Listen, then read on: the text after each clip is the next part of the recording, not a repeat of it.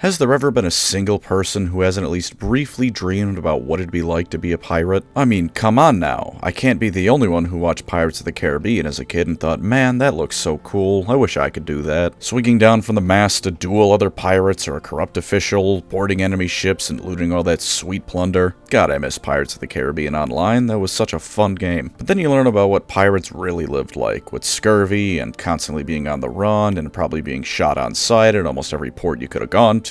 Not exactly a glamorous lifestyle. But the dream still lives on in fiction even to this day. To some extent, we romanticize what it's like to be a pirate. You can do what you want because a pirate lives free, after all. But what if you weren't just a pirate? What if, in the ultimate middle school notebook doodle come to life, you were an insane vampire necromancer pirate who sailed the seven seas, fought Aztec lizards riding dinosaurs, and can use the power of the ocean itself to drown your foes? Assuming, of course, the 500 cannons you brought to the battlefield weren't good enough on their own. That dream may not be something you and I can ever achieve, but for Luthor Harkon, that's everyday life. So get ready to set sail, because today we're talking about one of the silliest, most entertaining Warhammer characters to ever exist. Fortune favors the infamous. What a fun guy. Luthor Harkon's origin is something that even he doesn't know. One of his origin stories is that he was once a man named Luthor of the Harkoni tribe. They were a tribe of humans who lived near Nehekara, specifically Lamia, which is important for vampire reasons. It's said that Luthor managed to rise to quite the prominent position, becoming the head of the city's harbor guard under the command of none other than Abarash himself. Aside from the fact his name is basically the same, I mean Luthor is just Luthor with the H-O taken out, Lamia is where all the vampire nonsense started in Warhammer Fantasy.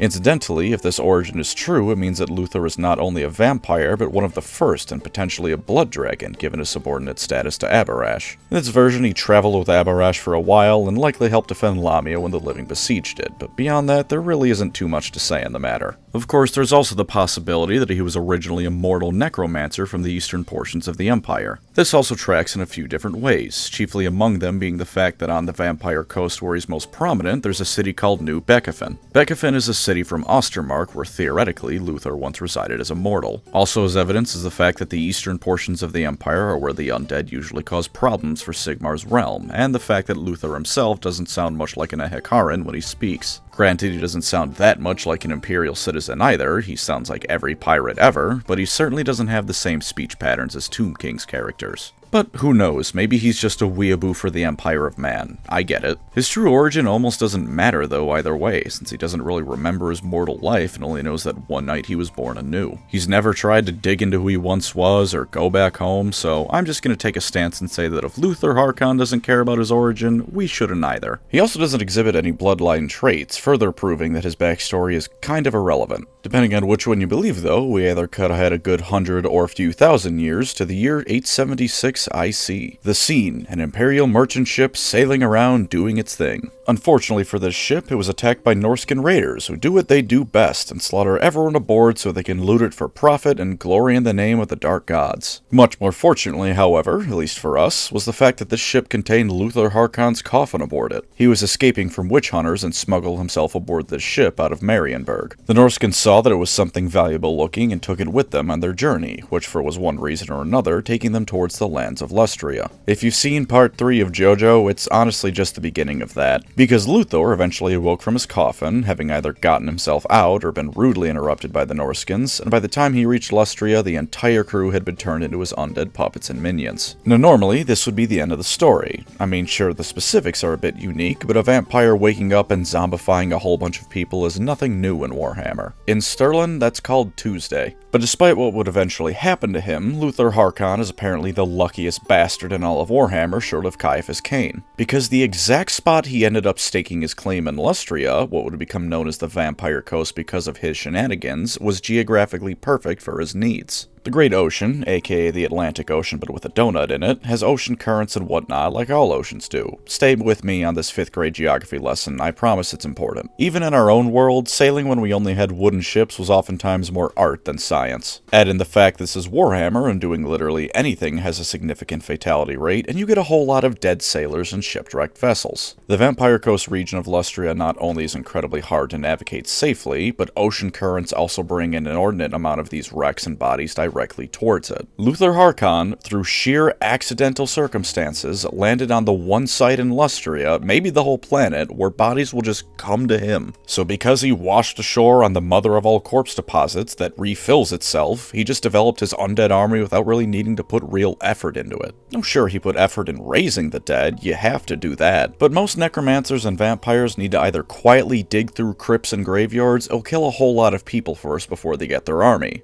Not Luthor. He just waits for the next batch of unlucky souls to drown, and when they wash up, he gets free zombies. Every now and then, because he is also a pirate, remember, he expedites the process a little bit by sinking the ships that come too close. That's actually where the name comes from. High Elven sailors named the area the Vampire Coast, both because of Luthor Harkon and because of the general undead spooky vibes it gives off. Sirens wailing and bringing sailors to their doom, mist blocking people's sight and forcing them aground where the undead wait to bring them into watery graves. Really, even if natural ocean currents didn't do you in already, going near the Vampire Coast is a great way to get yourself killed. He even went through the effort of clearing away the jungle at the point where 5 smaller rivers meet the sea to give the illusion of a safe haven for ships to temporarily ground themselves at. It's an illusion because the moment they land, they find out each of them has both a fort waiting to gun them down, as well as swamp monsters that are just there because Lustria is a miniature Catachan. Now guaranteed to have a military for basically eternity, Luthor Harkon decided some empire building would suit him quite nicely. He based it off the Empire of Man, naturally, giving us another point in favor of him originally being from the Empire. Of course, to run an empire, you need slightly more than undead zombies. Zombies are all well and good for the army, and Luthors are even just a little bit smarter than the normal zombies of Warhammer, but you need someone who can count to at least 100 to run things at a governmental level. So he divided his realm into 6 districts, one based on each of those 5 rivers, and the 6th and main one based around New Beckafin in the area known as the Blood Swamps. Each of them is run by a trusted vampire or ghoul, with trusted meaning they know full well that if they betray Luthor, they're going to explode. He crowned himself emperor, made a throne out of bones held up by zombies, and then decided he was going to be a pain in the ass of the lizardmen for all time. Sometimes instead of emperor, he just calls himself the Pirate King or Arch-Commodore or something equally goofy, but he's in charge, and the name is just a way of flaunting his ego. And this is where he overstepped his bounds just a little bit too much. He and his forces discovered the city of Huatl, an abandoned lizardman city that Luthor felt had something in it that would make him even stronger. After about 3 weeks, he found a sealed chamber in pristine condition covered in magical glyphs, and was only slightly deterred by the fact that every zombie he sent in there almost instantly withered into nothing as it drained the magical energies keeping them alive. Making the faulty assumption that he was just built better than that, Luthor used his own dark magic to try and deal with the chamber's glyphs. But if you know anything about the Lizardmen, you know that for all that Luthor Harkon is a fun and lovable rogue, he's not quite at the pay grade of sorcerers the Lizardmen usually have to deal with. Cairo's Fateweaver is the minimum to successfully be dealing with Lizardman magic, and Luthor is no Lord of Change. The room started collapsing around him, and he realized that the glyphs were not only absorbing the magic he threw at them, but his very life essence as well. Barely escaping with his unlife, Luthor Harkon emerged from Huatl a broken man. Quite literally, actually. His mind shattered into a dozen different personalities, because the Lizardmen could apparently induce multiple personality disorder. At all times, they're battling for control over his mind, and if none of them are dominant, he just stands there motionless until one of them does gain control. He was at one point playable on the tabletop, and that was actually part of his rules. I believe it was if you rolled a 1 through a 3, he gained the Stupidity special rule. This also gave him a very curious condition on top of being the main character from the movie Split.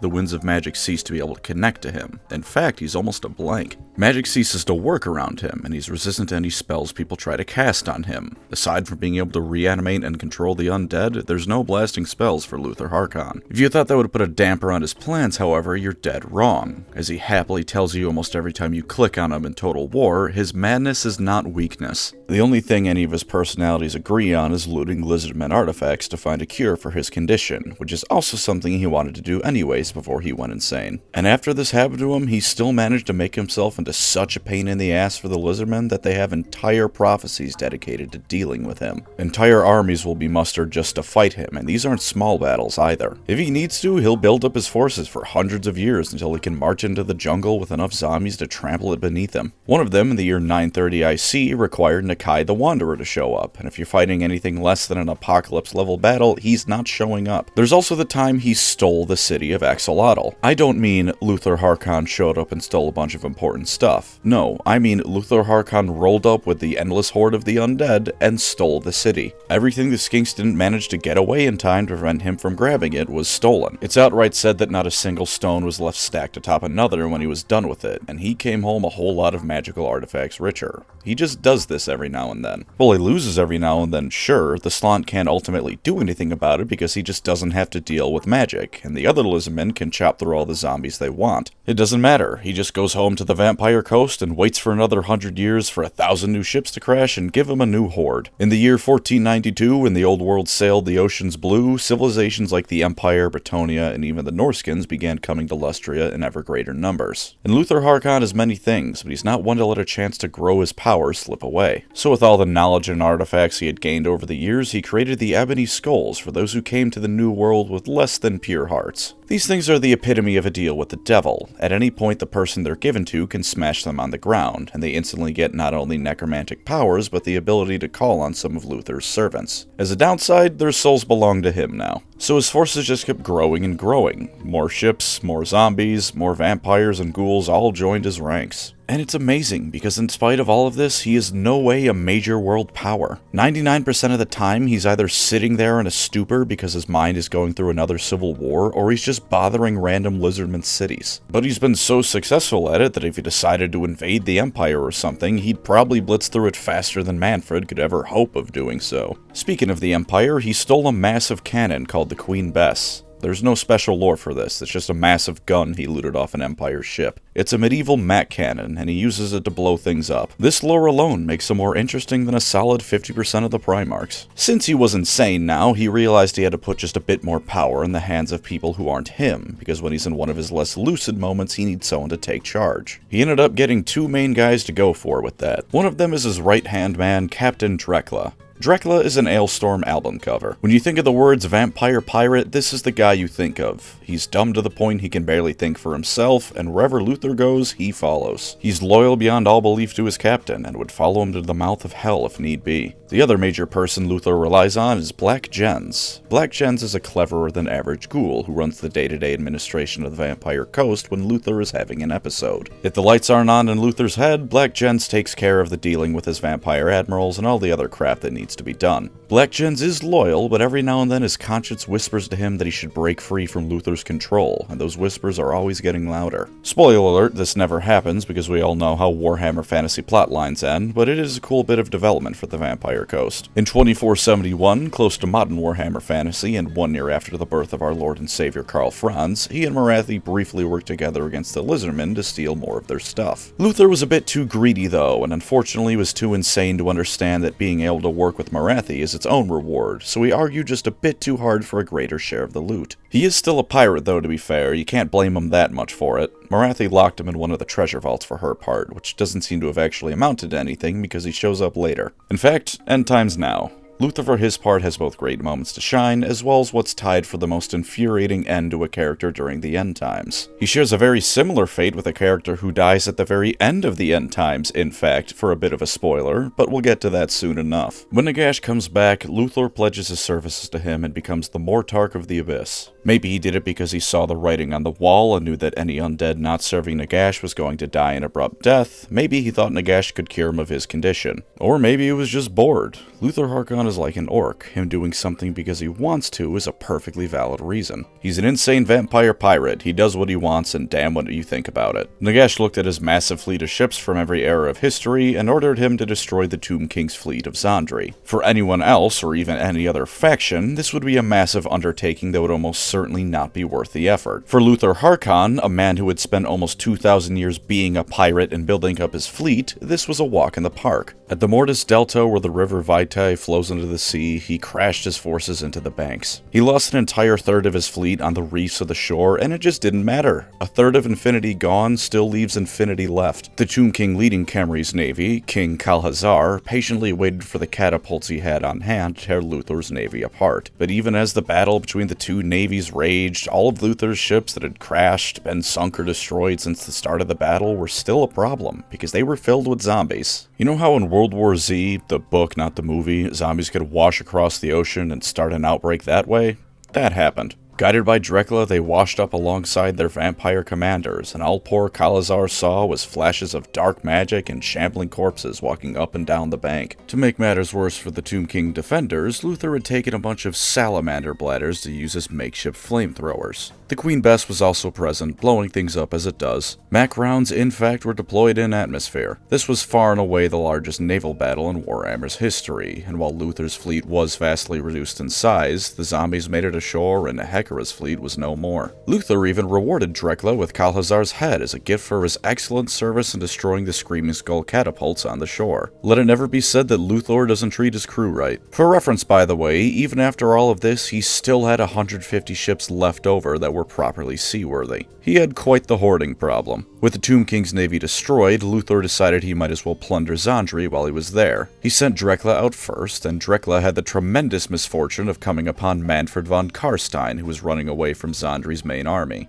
Drekla and Manfred asked Luthor to get in the fight, which he did, but in his own way. Instead of joining them directly in battle, he got it in his mind that if he killed the Hierophant of the army, the rest of the Tomb Kings would crumble. So he gathered a whole bunch of fell bats, grew bat wings himself because apparently he can just do that, and he just jumped the Hierophant with a bunch of bats. I would like to retract my earlier statement. Luthor Harkon is more interesting than every Primarch's lore. This unfortunately didn't kill the army outright, but the Tomb Kings stopped respawning after that, so it still led to a victory. After that, they went to Khemri to join the main battle. They were a bit late because every step of the way Luthor would halt the entire force to ransack Tomb King structures for loot, which pissed Manfred off, but Luthor will not be denied his pirate booty. They helped cover the flank of the main force from the Tomb King reinforcements when they got there. Honestly, not too much to tell. After that, it's off to Sylvania. Nagash needed people defending his ritual to become death, so he called every undead back to the province. Luthor and Manfred were once again working together, although working together is putting it very generously. Manfred hated Luthor, and Luthor wasn't exactly Manfred's #1 fan either. Between a shrine to Sigmar and an inn known as the Dead and Buried, side note by the way, some bartender in Sylvania had a great sense of humor with that name, Manfred and his forces did battle with Nurgle demons led by a possessed Isabella von Karstein. Also someone known as the Nameless, or Drakenfels if you're an older fantasy fan, but who cares about him? All he did was mix some zombies in with the Nurgle demons, don't worry about him. Manfred held the brunt of the forces at bay, and once he fully committed to fighting the demons, Harkon's own force attacked from the flank. Now on paper, this might seem like all is well and good for the undead. Do remember, however, that Luthor is not much of a mage. He's not a mage at all, in fact, and while he can still resurrect corpses, he's not quite as good at it as someone like Manfred. So his forces weren't as effective at this point, especially because Sylvania is a landlocked province and he can't just rely on the Queen Bess blowing people up from offshore. Beasts of Nurgle kept plowing into Luthor's lines, making things even worse for the pirate. For his part, he had one of the angrier personalities take over, and he charged headfirst into the fray.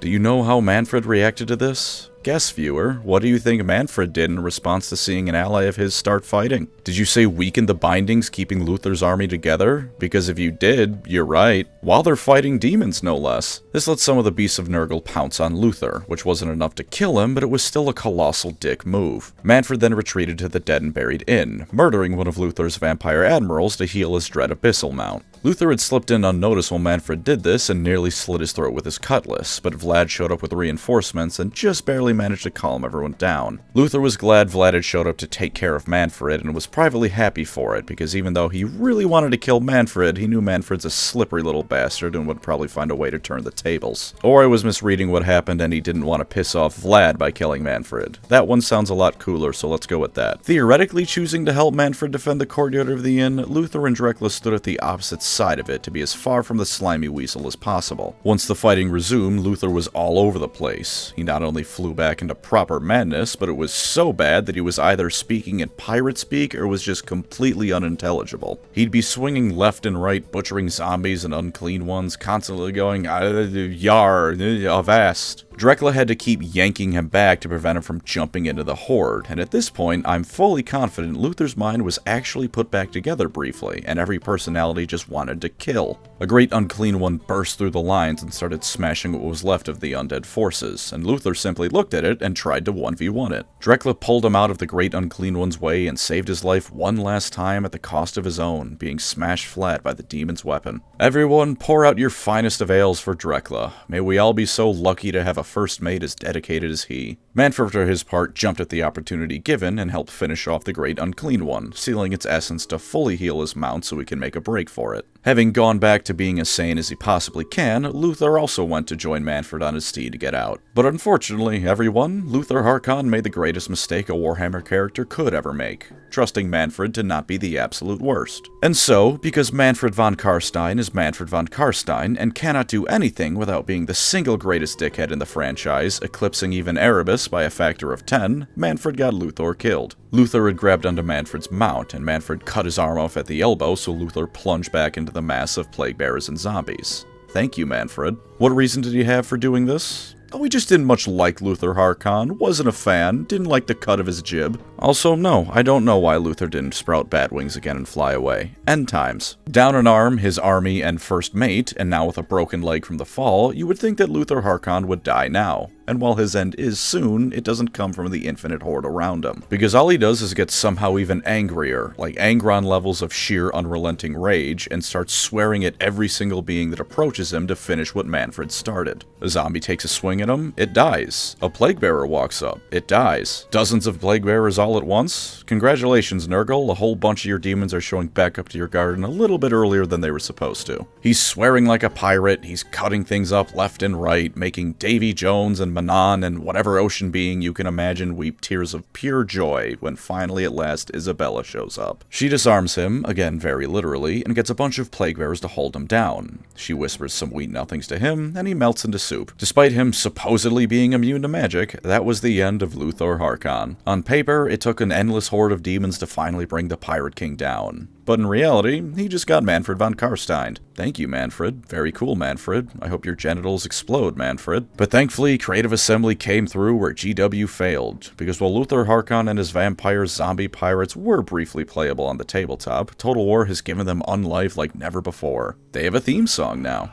So for fun, let's end on Do or Don't Luthor Harkon for Total War. And I'm gonna be honest, this will be the shortest lore positive section ever, but not because I think he doesn't have a lot of things going for him. He has solid goals that are very achievable, because stealing Lizardman stuff and loot in general is really all he wants. He's a pretty powerful character in lore who keeps on kicking, both because of his inherent anti-magical ability, because he's a vampire pirate king, and because he's the luckiest man on the planet who gets entire armies delivered for free due to the ocean. But you know what? His ultimate lore positive is that he is a vampire pirate emperor. And if the words vampire pirate emperor don't instantly sell you on this character's lore, I don't want to talk to you. There's nothing I can say that will sell you on Luthor Harkon, and quite frankly, the only thing I want to sell you on is the idea that you need therapy if you don't think that's the coolest shit ever. If vampire pirate emperor doesn't make you want to chug a bottle of rum and start singing sea shanties, you're dead inside. Worse than dead inside, actually, because Luthor's a vampire and he's pretty clearly having fun. So for gameplay positives, let's go over his faction specialty stuff first. Luthor gets a massive diplomatic relations bonus with Ark and the Black, which is quite nice. Not spectacular, granted, but it's a fun nod to the fact that he was a Mortark under Nagash, and Arkin usually sticks around, at least during my campaigns. He gives all lords and embedded heroes 6+ to melee defense, nothing spectacular again, but it's a solid bonus. It's nothing you're going to be writing home about, but it can be the difference between a lord clutching out a win and going home in a body bag. And one of his skills you can unlock gives you +1 to both capacity and recruit rank of Vampire Fleet Captains, which isn't great, but it's there. It helps. For in-battle gameplay, he's certainly got some more positives. His army automatically gets 25% spell resistance, so if you happen to be fighting Tzeentch or Aslan, you can safely tell them to get bent. He also gives an additional 3 points to Vampire Corruption in a province per turn. Very nice, considering you very much need that. And when fighting Lizardmen, you get +8 leadership on all your units. Do as Luthor does, and go steal Lizardman shit. You can also get Drekla as a follower, unfortunately not a legendary hero, but he does buff your army, so he's still hanging around giving his captain his support. His unique skills, in all honesty, aren't super interesting, but they are the sort of thing that makes a solid and reliable army and character. His skills can give him Frenzy, increase his melee defense and armor, lower his army's upkeep by 10%, and not only give himself exploding ammunition, but also increase the missile strength of zombie gunnery units. Only by 8%, which might sound rather underwhelming, especially considering that a lot of those gunnery units are rather low tier. But remember, when you're playing the Vampire Coast, you weren't really playing Total Warhammer 3, you're playing Empire Total War 2. Complete with naval battles, only this time the ships are so eager that they walk onto the land themselves to get in on the fun. These low tier units, especially when buffed, are a ranged hellscape for your enemy, and Luthor makes them stronger. And to top it off, he gets a dragon mount at level 18.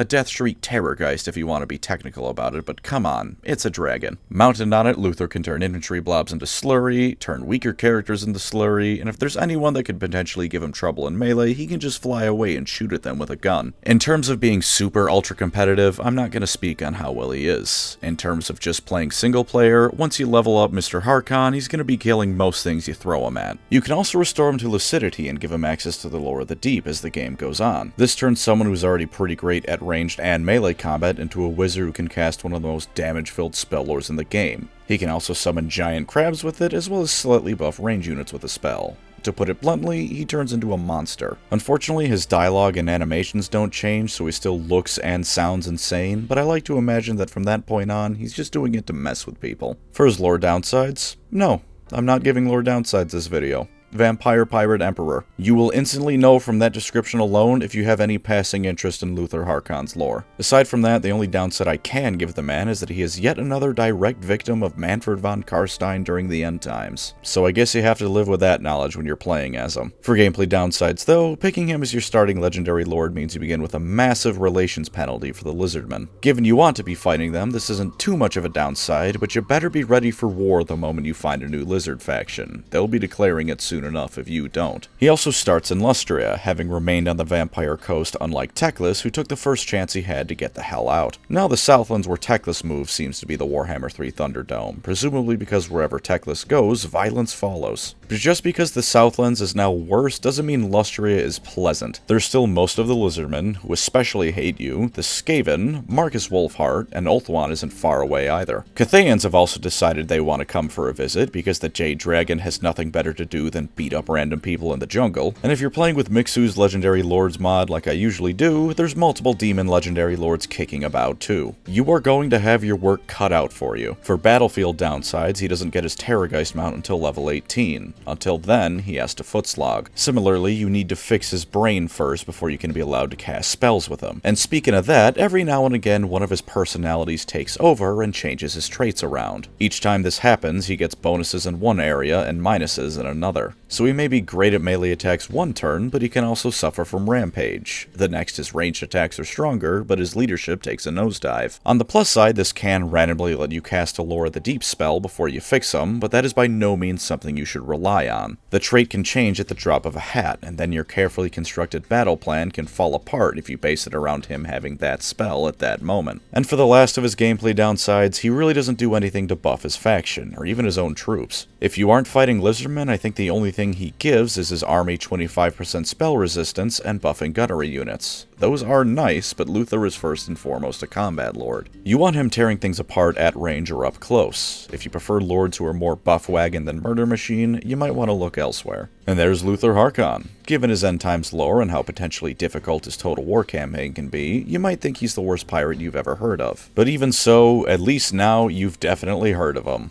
I held myself off for this entire video to say that. I think I've earned it. Thank you as always to my wonderful channel members. You are the insanity to my Luthor Harkon, driving me to create whatever crap I decide to at the drop of a hat. If you'd like to support the channel, feel free to subscribe or become a member. Either way, thank you for watching and take care out there.